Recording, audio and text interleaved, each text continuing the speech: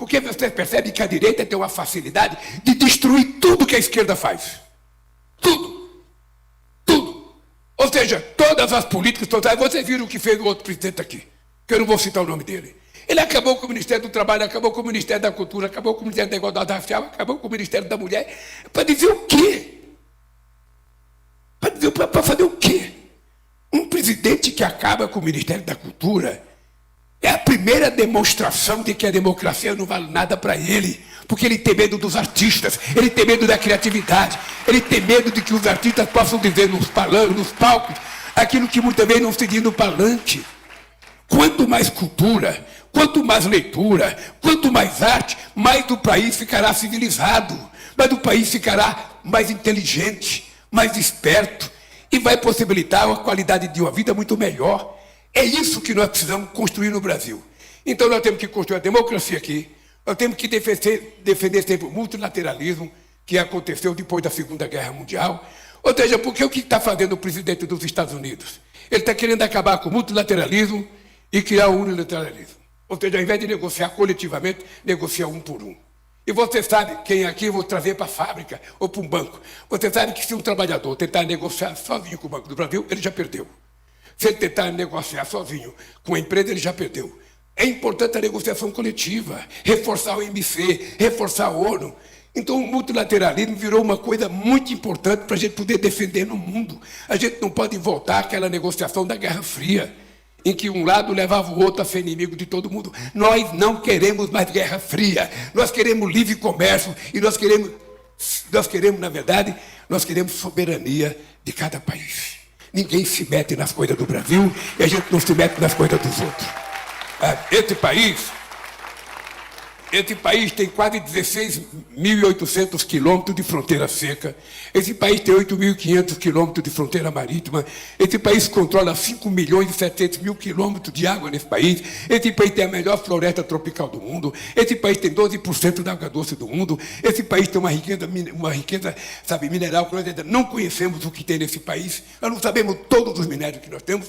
Então, que ninguém venha meter a mão e dar palpite nisso aqui. Isso aqui é nosso e nós precisamos cuidar disso para garantir ao nosso povo que sobreviva, para garantir, sinceramente, o futuro. É por isso que nós estamos apostando nessa questão de criar comissões, sempre da sociedade civil, para controlar essas determinadas coisas que a gente vai criar.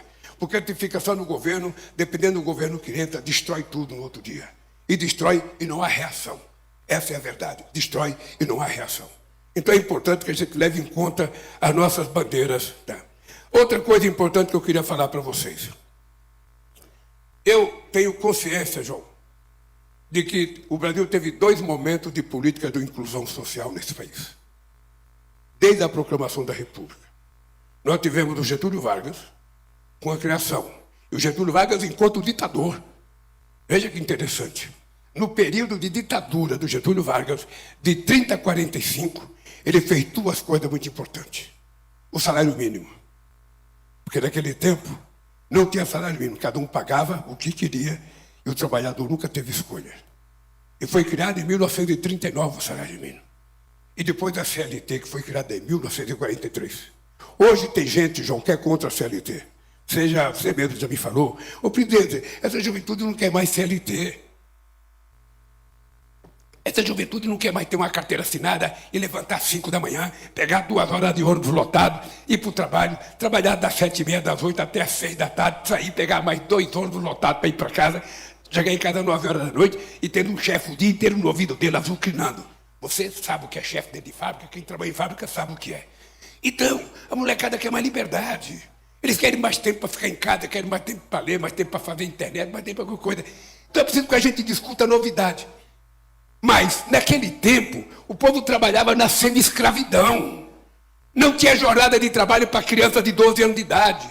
As pessoas que eram proibidas de trabalhar, não eram proibidas naquela época, entravam às 6 da manhã até 6, 7 da noite. Não tinha jornada de trabalho. Mulher era tratada como se fosse objeto. Ou seja, é importante lembrar, sabe, que nesse período a gente conseguiu criar essas 2 coisas que foi muito importante. E depois, a volta do Getúlio em 50 com a criação de quase todas as empresas públicas que nós temos. Eu falo isso porque eu sou de São Paulo. E a elite empresarial de São Paulo não colocou sequer uma viela com o nome do São Paulo, do Getúlio Vargas. Ou seja, está o desprezo que a elite empresarial de São Paulo tem da figura do Getúlio Vargas. Ou depois do Getúlio aconteceu um monte de coisa, mas não houve mais política de inclusão social, houve programinha aqui e ali. Qual é o momento que houve outra vez de inclusão social? No nosso governo. Eu digo para vocês que nesse governo, João, eu não sei se vocês têm recebido o material que a gente tem feito, ou seja, possivelmente a gente tenha feito, até agora, 3 vezes mais em tudo que se possa imaginar do que fez o governo passado.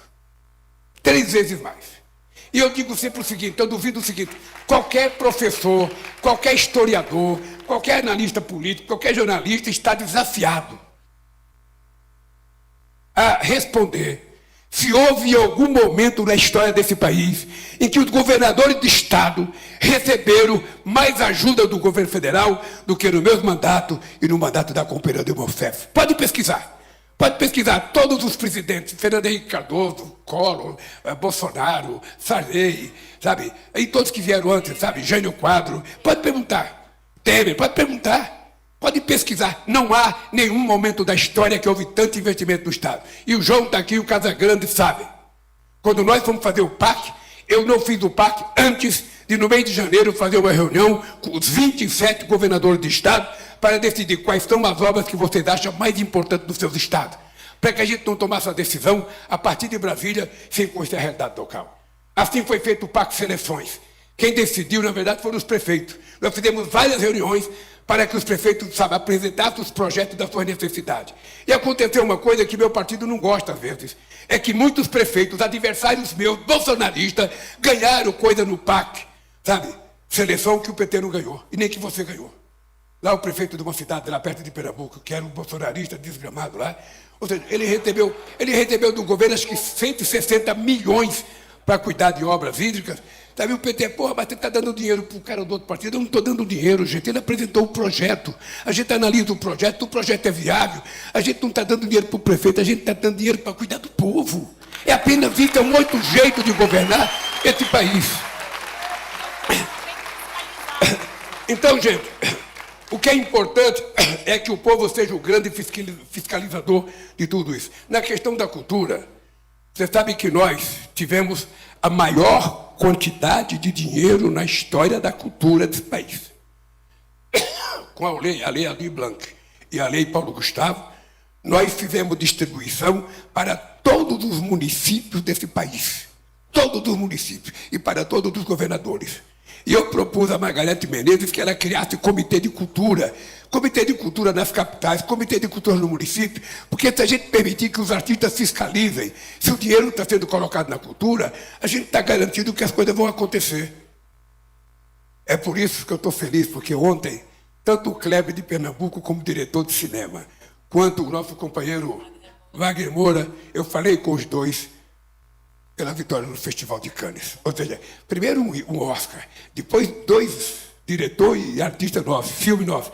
Ganhar os melhores diretores, melhor filme, significa que o Brasil já está representando o sul global no primeiro mundo. Ele também não gosta que eu fale sul global, porque ele gosta que eu fale terceiro mundo, porque terceiro mundo é aquela impressão de coisa pobre, miserável. Não!